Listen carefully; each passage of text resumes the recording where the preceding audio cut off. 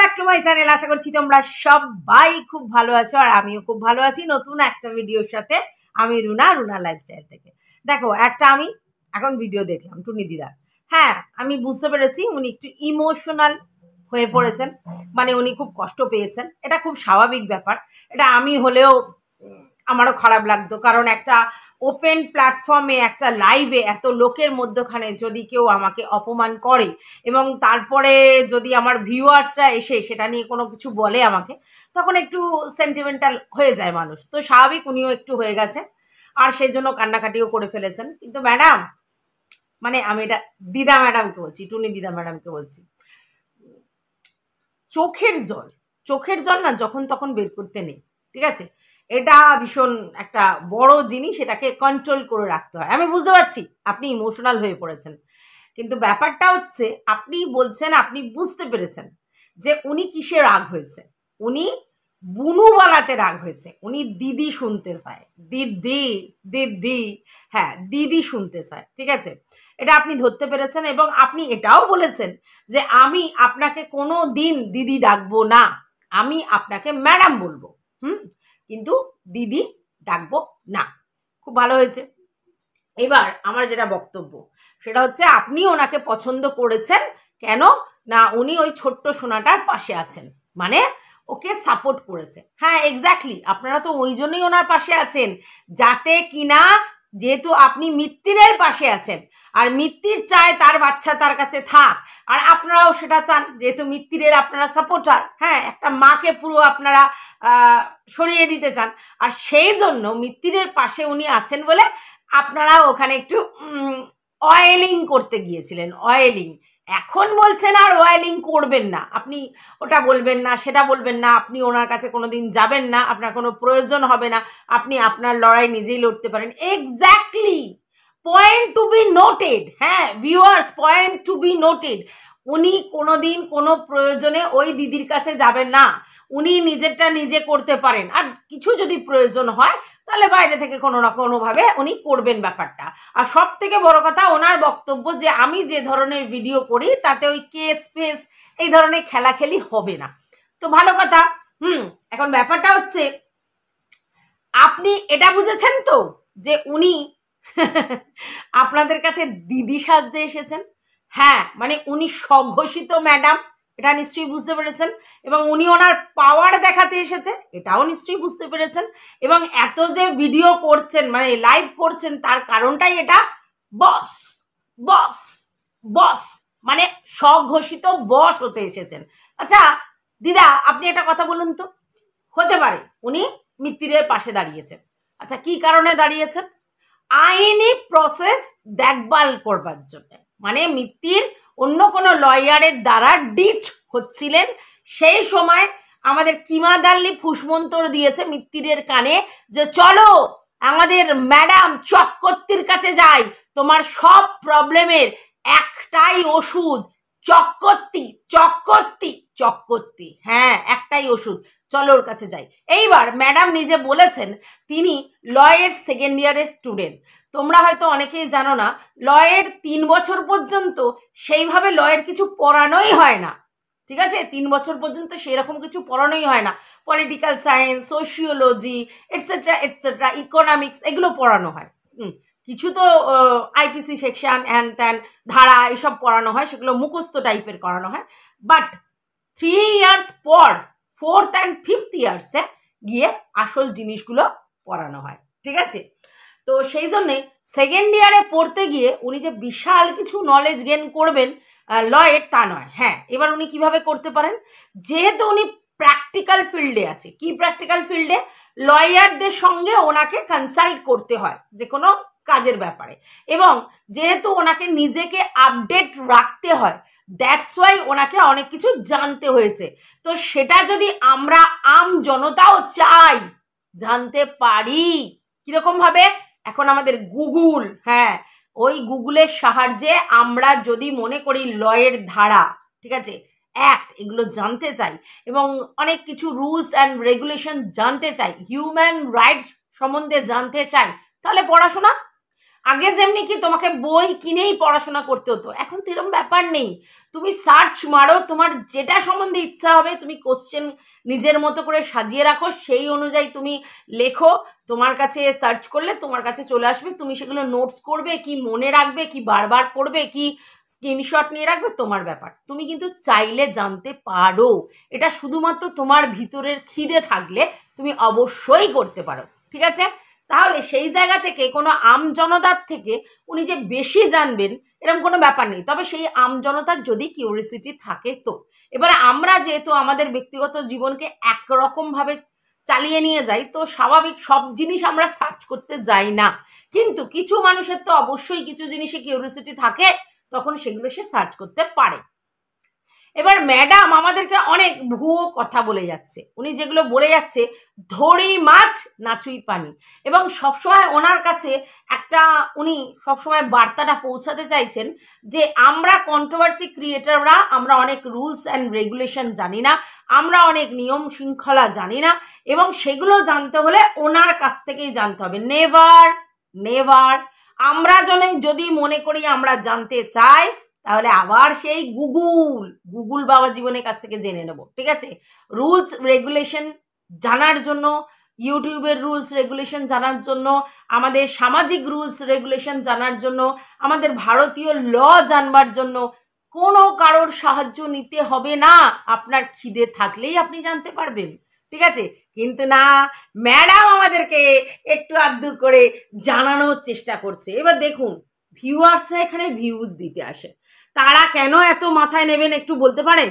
তারা তো এন্টারটেন পারপাসে এসছে, তারা কি এখানে লেখাপড়া করতে এসছে? না না না না না না, তারা শুধুমাত্র এন্টারটেন পারপাসে এসেছে, এবং কন্ট্রোভার্সি দেখতে তাদের ভালো লাগে তাই তারা দেখতে এসেছে। কারোর কলতলা ঝগড়া ভালো লাগে, কারোর লজিক্যালি ভিডিও ভালো লাগে, কারোর আবার ডিবেট ভালো লাগে, কারোর আবার বেশ নিজেদের মধ্যে একদম দুম পাটাম হবে সেই ভালো লাগে, তাই দেখতে এসেছে। তো আপনি তাদেরকে হঠাৎ করে সবাইকে এত নলেজ দিচ্ছেন, এতটা নেওয়ার ক্ষমতা নেই তাদের, কারণ তারা স্ট্রেস ফ্রি হতে আসে, তারা তাদের নিজস্ব কাজ ব্যতিরে আমাদের কাছে স্ট্রেস ফ্রি হতে আসে। তো সেই জায়গাতে আপনি এমন পড়াশোনা মাথার মধ্যে ঢোকাচ্ছেন, ওনাদের তো ঘিলুই সরসরে হয়ে যাবে। তো যাই হোক, এইবার আপনি ক্রিয়েটারদের বোঝাতে চাইছেন, আমি আগেই বলেছি মূর্খের শতেক জ্বালা, বুঝেছেন? তো আপনি যাদেরকে বেছেছেন, আপনি একটা কথা বলুন তো, যারা ওই গালি দিয়ে পার্সোনাল অ্যাটাক করে ভিডিও করে, তারা কিছু সত্যিই শিখতে চায়? যদি শিখতে চাইতো তাহলে তারা গালি আর স্ল্যাং দিয়ে ভিডিও করতো না, তারা পার্সোনাল অ্যাটাক করতো না, তারা তাহলে যুক্তি দিয়ে কথা বলার জায়গায় থাকতো। তাদের আগের ভিডিওগুলো দেখলেই আপনি বুঝতে পারবেন সেখানে যুক্তির ধার ধারছে না তারা, তারা ডাইরেক্ট চলে যাচ্ছে কাউকে, এই তুই চুরি করেছিস, এই তুই এই করেছিস, এই তুই বাবার সাথে, এই তুই মায়ের সাথে, এই তোর বর, এই তোর পিসেমশাই, এই তো তাদের ভিডিও। আর নোংরা নোংরা কথা, ওখানে ফুড়ে দেবো, তেড়ে দেবো, ঢুকিয়ে দেবো, হাম্বু দেবো, জাম্বু দেবো, এই তো তাদের কথা। তা আপনি তাদেরকে কি শেখাবেন? আপনার মনে হয় এই বয়সে গিয়ে তারা শিখতে চাইছে? শিখতে চাইলে তারা প্রায় সবাই 2 বছরের উপরে রয়েছে, তারা এতদিনে শিখতো, তারা নিজেদেরকে চেঞ্জ করতো না, তারা চেঞ্জ করতে চাইছে না, কারণ তাদের ভিডিওর কোয়ালিটি এরকম রাখলেই লোক তাদের দেখতে আসবে। আপনি হয়তো এই কদিন আছেন তাই তারা হয়তো নিজেদেরকে পরিবর্তন দেখাচ্ছে, কিন্তু আপনি যদি তাদের কোনো লাইভ দেখেন, বা তারা যে লাইভে গিয়ে উঠে কথা বলে, আমি কালকেরও একটা লাইভ দেখছিলাম, সেখানেও নোংরা নোংরা কথা বলছে, তারা পরিবর্তন হবে না। এবার আপনি যদিও গালির এগেনস্টে নয়, আপনি পারমিশন দিয়ে দিয়েছেন, এবং আপনি বলেছেন কন্ট্রোভার্সি ক্রিয়েটারদের 90% লোক গালি দেয়, আপনি বলেছেন, অর্থাৎ গালি তো আমি তুলতে আসিনি। এক্স্যাক্টলি, আপনি গালি তুলতে পারবেন না, তার কারণ আপনি নিজেই তো গালি দেন, অনেক বাজে বাজে কথা বলেন। এই কিছুদিন আগে, হ্যাঁ, কি বলেছিলেন, এই গাছি গাছি গাছি, এক ম্যাডামকে বলেছিলেন না গাছি রেট কত, হ্যানা তেনা, কারণ আপনি জানেন ওই গুন্ডাগিরি, ওই হাউ মাউ চাও করতে গেলে এই ধরনের ল্যাঙ্গুয়েজ বলতে হয়, ওই জন্য আপনি তাদেরকে প্রেফার করেছেন।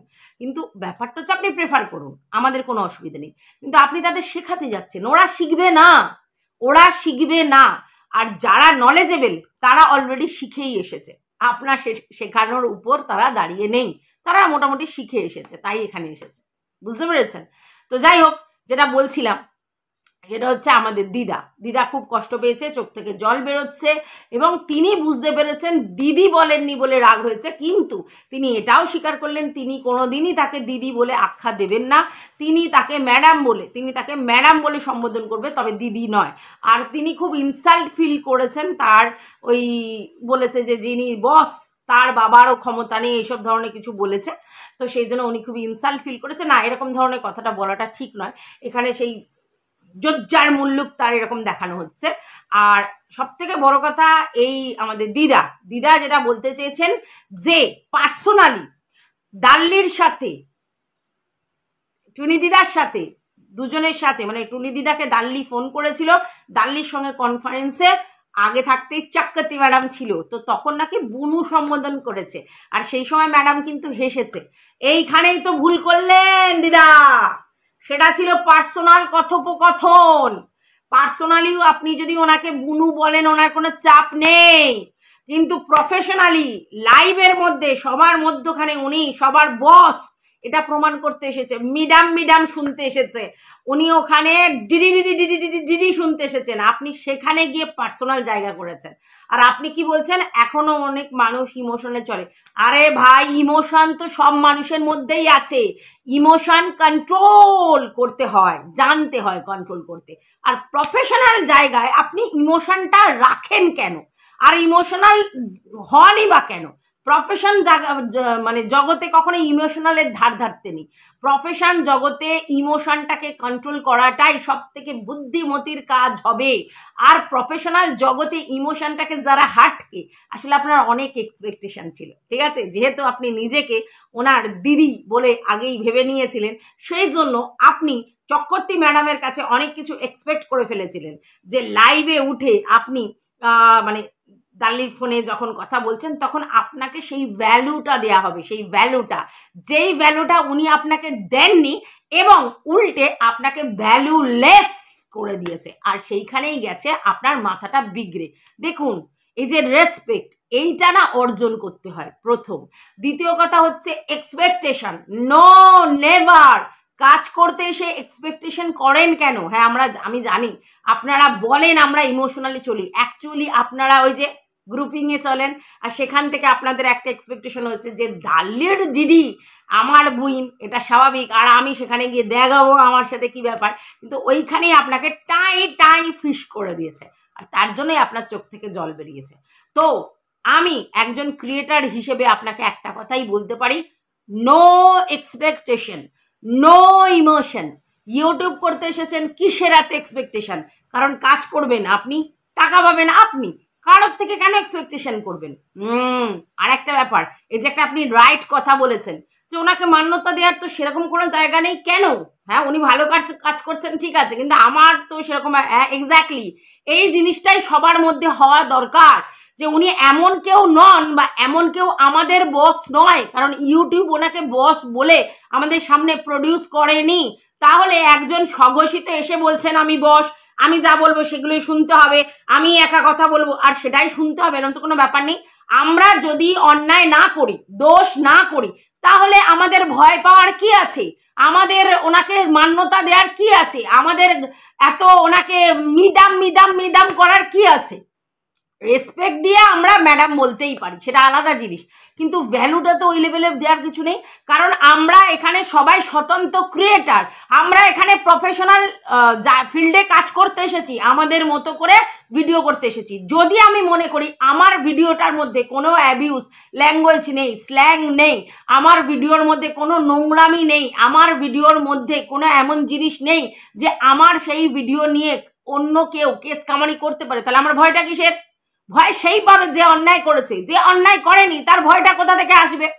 তাহলে কেন ওনাকে সেই জায়গায় মান্যতা দেওয়া হবে? হ্যাঁ, যারা কেস কামারিতে ভয় পায়, যারা হচ্ছে তোমার অন্যায় কিছু করে রেখেছে, যাদের এগেনস্টে কেস হচ্ছে, তারা ওনাকে তেল দিতে পারে, কারণ তারা ডাইরেক্টলি লয়ারের কাছে যাওয়ার ক্ষমতা নেই, তাদের একটা চিঠি লেখার ক্ষমতা নেই, তারা একটা ইমেল করার ক্ষমতা রাখে না। তারা ওনাকে রাখতেই পারে যে উনি সমস্ত কিছু সাজিয়ে গুছিয়ে দেবেন, ও আর তারা সেই তার বিনিময়ে সেই কাজটা করবে। তো উনি তো ইন্টারপ্রিটেটর, এটা কি বুঝেছেন?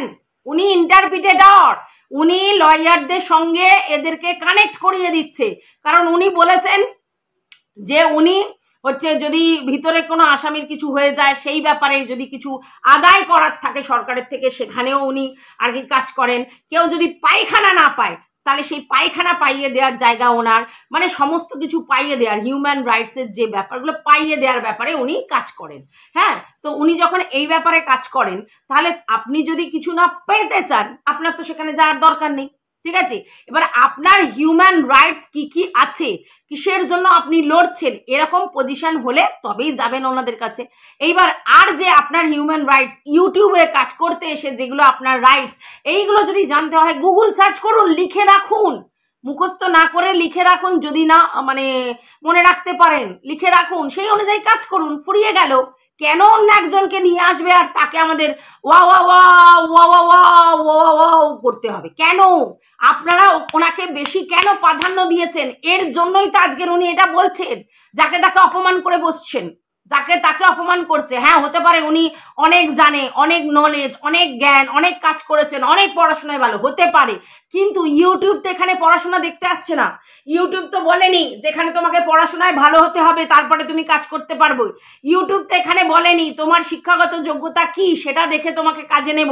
ইউটিউব বলেছে তুমি তোমার কন্টেন্ট রেডি করো, সেই কন্টেন্ট যদি তোমার ভিউয়ার্সরা পছন্দ করে তাহলে তোমার ভিউজ হবে। আমার যেটা কাজ সেটা হচ্ছে তোমার ভিউয়ার্সদেরকে তোমার যে পছন্দ, মানে তোমার ভিডিও পছন্দ হচ্ছে সেই ভিউয়ার্সদের কাছে তোমার ভিডিও পাঠাবো এবং তার থেকে তুমি ভিউজ গেইন করবে এবং তার থেকে পার্সেন্টেজ আমি নেবো, বাদ বাকি তোমায় দেবো।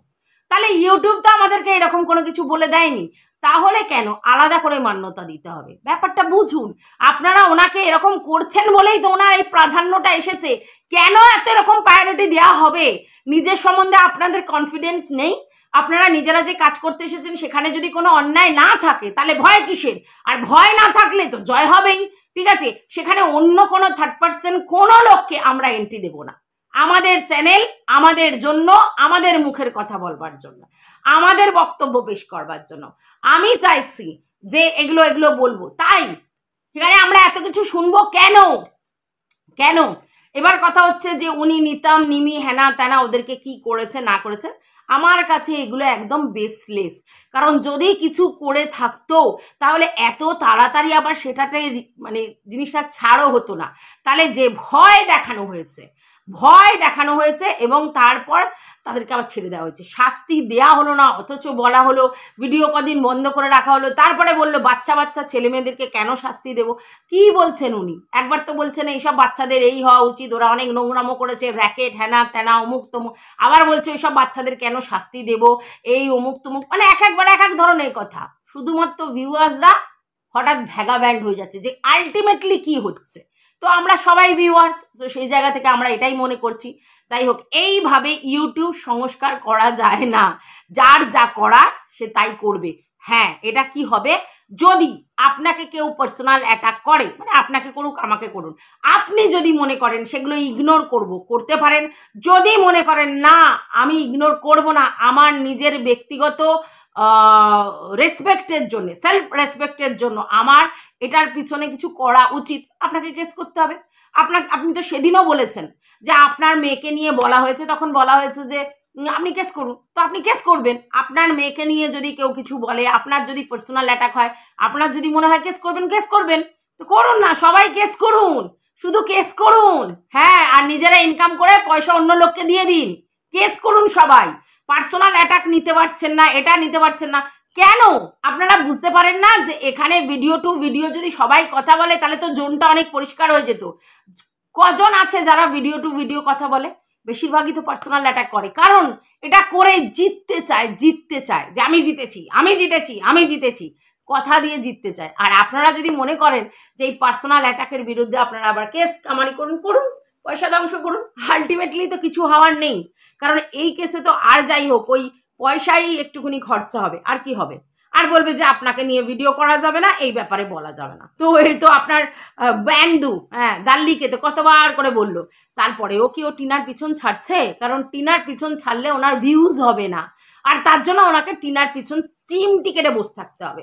তাই বসে আছেন যে আমি এখান থেকে লাখ টাকা ইনকাম করবো, হাজার যায় যাক, আর আমার হাজার দেওয়ার জন্য তো আছে। হ্যাঁ, আমার ইউটিউব ভিউয়ার্সরা, হ্যাঁ, ওই যে করে মানে কি যেন বলে, কিউআর করে টাকা দিয়ে দেবে। তো তাহলে এরকম মজা কোথায় পাবেন? যেখানে ভিডিও করবেন টাকা পাবেন, আবার ভিডিওতে বাজে কথা বললে কেস হলে সেই কেসের জন্য আবার মুনাফা নেবেন। তাহলে এই কেস করাটাই তো এদের কন্টেন্ট, এটা বুঝুন। তো যাই হোক, আমি জ্ঞান দিতে আসিনি। ব্যাপারটা হচ্ছে নিজের জায়গায় নিজে যদি ফেয়ার থাকি, তাহলে অন্যর উপর ডিপেন্ড করতে হয় না, সে যেই হোক। তো সেটা করুন, নিজের উপর নিজের কনফিডেন্স বাড়ান, সেটা করুন। আর এই তেল দিয়ে বন্ধু তার এই তমুক এইগুলো করবেন তো ফাঁসবেন। দেখলেন আজকের একটা হলো, তো এরকমই হবে, এরকমই হবে। এই বন্ধুগিরি, দলবাজি, লবিবাজি, আমার দাল্লির সঙ্গে খুব ভালো সম্পর্ক, কিসের ভালো সম্পর্ক? আপনি একজন কন্টেন্ট ক্রিয়েটার, ও একজন কন্টেন্ট ক্রিয়েটার, ওর মতো ভিডিও করবে, আপনি আপনার মতো ভিডিও করবেন, কিসের সম্পর্ক? সম্পর্ক তো করতে এসেছেন বলেই তো টাই টাই ফিস হয়েছে। ইউটিউব সম্পর্ক করার জায়গা? ইউটিউব বিজনেস প্ল্যাটফর্ম, এখানে কাজ করতে এসেছেন, বিজনেস করতে এসেছেন, যে বিজনেসের প্রফিট 40% ইউটিউব নিয়ে নেবে, বাদ বাকি আপনি পাবেন। তো কিসের বন্ধুত্ব? বন্ধুত্ব করলে কি করে কম্পিটিশন করবেন? তো যাই হোক, সেটা কোনো বড় ব্যাপার না, আপনি কার সঙ্গে বন্ধুত্ব করবেন আপনার ম্যাটার, বাট শিক্ষাটা আপনার দরকার ছিল, পেয়ে গেছেন, কষ্ট পাবেন না, জেদ তৈরি করে কাজ করতে থাকুন। টাটা।